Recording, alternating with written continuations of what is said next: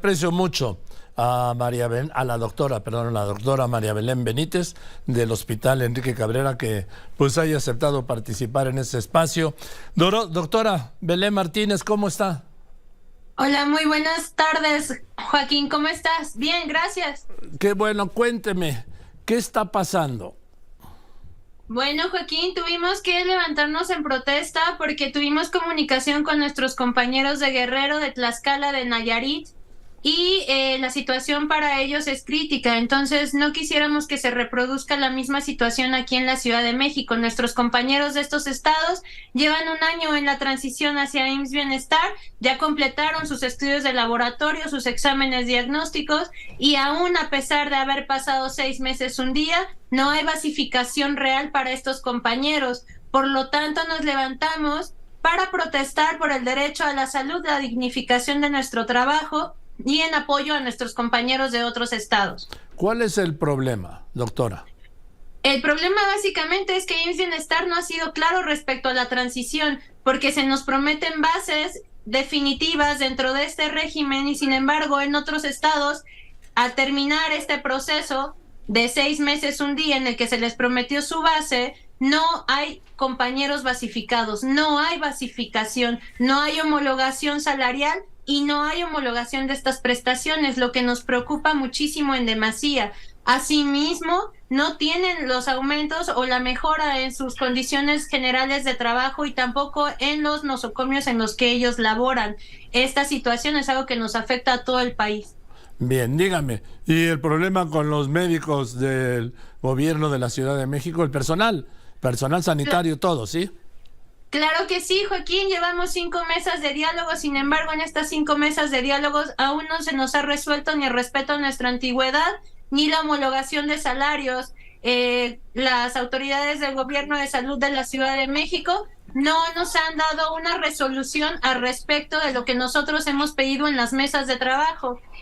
Y pues este es un problema importante dentro de nuestro pliego petitorio y las resoluciones que se han dado. Asimismo prometen basificación de IMSS Bienestar, pero conociendo la situación de los otros estados no podemos estar seguros de esta transición. ¿Cuánto tiempo llevan en la protesta? La primera protesta fue el 21 de junio, fue por parte de nuestro Hospital General Joco. A partir de ahí todos nos unimos a las siguientes protestas y hemos estado aproximadamente 1 mes y medio entre las mesas de diálogo y las protestas. ¿Pero por qué no avanzan las mesas de diálogo? Las mesas de diálogo no avanzan porque se nos ha dado solamente de a poquito. Primero dijeron que no nos iban a respetar nuestros vales, nuestro aguinaldo, nuestros periodos vacacionales, y entonces se tuvo que negociar de primera instancia esos puntos que en realidad no tendrían por qué estar bajo negociación.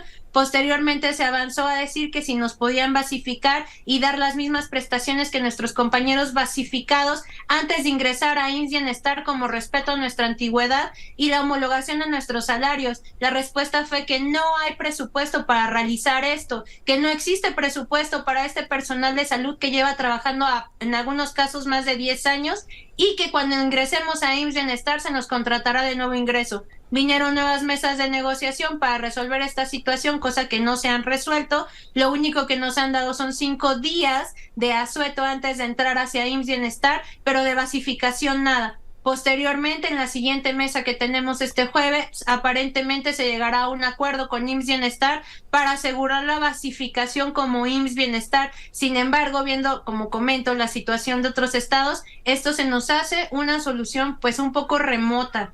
Esto es por lo que no se ha avanzado. Ustedes saben perfectamente bien que las conquistas laborales son irreversibles.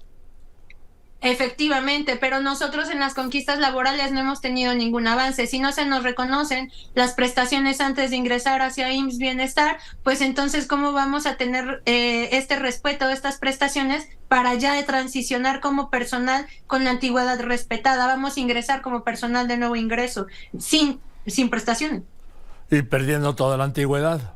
Exactamente, perdemos toda la antigüedad que trabajamos en SEDESA, solamente se nos respeta para darnos una ficha en turno para tener según una base IMSS Bienestar, cosa que pues a nosotros se nos hace un atropello porque muchos de nuestros trabajadores llevan trabajando, como comento, más de 10 años. ¿Cuántos trabajadores son del sector salud en la Ciudad de México que están en este caso?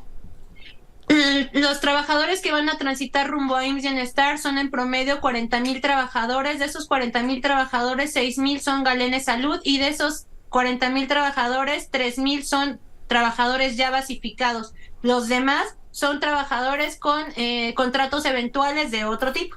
O sea, estamos hablando de 31,000 trabajadores con contrato eventual. Más o menos, sí. Bueno, pues yo no sé por qué me da la impresión de que están dejando crecer, por lo menos extender este problema.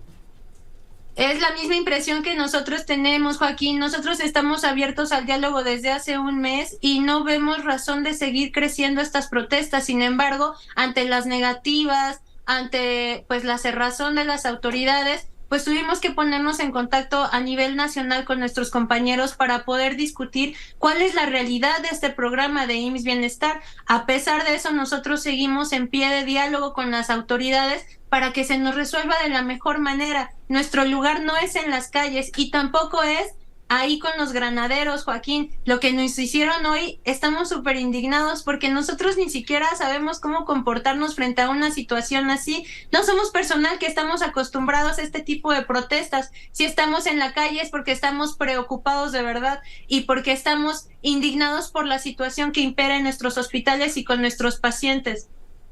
¿Cómo está la situación de abastecimiento de medicinas y de equipo? ¿Qué te digo, Joaquín? El abastecimiento tanto de insumos como de las herramientas con las que nosotros trabajamos desde hace años es precaria. Somos nosotros los que les decimos de frente a la población: no hay, no tengo, no puedo. No son las autoridades, nosotros somos el frente de esta situación. Muchas veces pues nuestros pacientes se enojan con nosotros, pero nosotros no tenemos la culpa del abandono que vivimos en nuestros hospitales y como trabajadores de la salud. Porque el gobierno, tanto federal como los gobiernos, niegan que haya desabasto de medicinas y de equipo. Bueno, Joaquín, yo te puedo invitar a ver en redes nuestras fotos. Si tú eres parte de la vida diaria de cualquiera de nuestros compañeros, tanto médicos, enfermeros, administrativos, siempre va a haber falta de insumos porque la población que atendemos es muchísima y no solo eso. La población que atendemos son personas vulnerables, de bajos recursos, y nosotros precisamente por esa situación siempre hemos tratado de solventar el servicio pues con otras situaciones, ¿no? Siempre tratando de sacar lo mejor para nuestros pacientes. Si ahorita hay desabasto, bueno, esto no es nuevo, pero poco a poco se ha ido encrudeciendo, sobre todo por el recorte presupuestal que se le ha dado a la salud en estos últimos años. ¿Cuántas personas atienden en los hospitales del gobierno de la ciudad? Nosotros atendemos aproximadamente, yo te lo puedo decir como anestesióloga y hacemos un cálculo aproximado. En un turno de anestesiología aproximadamente atendemos unas 6 cirugías o más, 12 cirugías en caso de los hospitales grandes. Por turno serían 12 por 3, 36 por día, por semana, por mes. Pues, sí, pero vamos, son cientos eso es solamente del lado quirúrgico, Joaquín, pues sí, porque yo soy anestesióloga. No te sabría dar el dato duro, absolutamente la consulta de urgencias. Tienen que ser cientos de miles de personas, ¿sí? Más o menos. Oiga, usted es anestesióloga, por cierto, ¿me permite hacerle una pregunta sobre el caso de su colega de Baja California Sur que fue detenido con el tema del fentanilo? Porque usted usa fentanilo. Claro, yo uso fentanil para quitar el dolor en las cirugías. Algo que debemos de puntualizar aquí es que los anestesiólogos estamos para quitar el dolor, modular el dolor y mantener a nuestro paciente hemodinámicamente estable durante las cirugías. Los opioides son una herramienta indispensable para la solución de nuestros pacientes y para que este dolor durante la cirugía pues no sea dañino para ellos ni para su cerebro. El fentanil es un opioide que se utiliza con fines médicos en los hospitales. El fentanil que se utiliza para tráfico de drogas o para consumo o para otro tipo, es otro tipo de fentanil con otra fórmula. Los anestesiólogos estamos ahorita sometidos a una caza de brujas por parte del gobierno porque utilizamos el fentanil como médicos. Esto es algo bien importante. Yo como anestesióloga junto con todo mi gremio estamos en riesgo de ser perseguidos por el uso de fentanil, como el compañero que menciona. Asimismo, pues es un problema bien importante. ¿Cómo vamos a quitar el dolor de una cirugía si no se nos dan las herramientas adecuadas, como los opioides, de manera legal? Y es como nosotros lo utilizamos, de manera legal. Y es algo que nos preocupa, doctora, el gremio. En el improbable o imposible caso de que un alto funcionario del gobierno de la Ciudad de México fuera a atenderse a un hospital, a una cirugía en un hospital público, dígale, sí, cómo no, le vamos a abrir, pero aguántese porque no hay anestesia, no hay fentanilo. Bueno, eso sería súper crudo y sí podría suceder en el caso de que no hubiera fentanil. Actualmente algo que nos preocupa del desabasto es que tendríamos, al menos el gremio de anestesiología, tendríamos que decir que no podemos pasar una cirugía de urgencia porque no tenemos la herramienta adecuada para quitarle el dolor al paciente. ¿Y qué paciente se va a querer operar? Pues como en la Edad Media, ¿no? O a lo mejor con un traguito de whisky, pero sin fentanil no se puede. Bien, o sin doctora, un opioide equivalente. Pues sigamos en comunicación a ver qué pasa con ese movimiento, porque yo insisto, le he repetido a las autoridades con cero éxito. Bueno, claro, yo digo y ellos deciden, ¿no? Si no sería un pecado de arrogancia. Pues yo creo que están dejando crecer este problema, esta crisis, sin tener memoria de lo que ha sucedido en México con otros movimientos médicos. Así es, Joaquín, algo que nos llama mucho la atención es que al menos de parte de nosotros somos todos los trabajadores que estamos unidos para dar un servicio adecuado en nuestra población y en un hospital. No solamente somos médicos, somos enfermeros, trabajadores sociales, administrativos, lavandería, cocina, todas estas personas con estos contratos precarizados que no han recibido el reconocimiento a pesar de ser el primer frente, pues como ya sabes, en la pandemia de COVID. Somos héroes olvidados, Joaquín, y esto de verdad tiene que detenerse. Gracias, doctora, y seguiremos en contacto. Le mando un saludo y saludo a los compañeros, a los amigos. Muchísimas gracias. Que estén muy bien. Buenas tardes, es la doctora María Belén Benítez, ¿sí? Y este problema de los médicos, y no solo de los médicos, como me acaba de señalar, que la vida dicho usted, el personal sanitario, 40,000, de los 40,000, 31,000 trabajadores del sector salud del gobierno de la Ciudad de México están en esta crisis.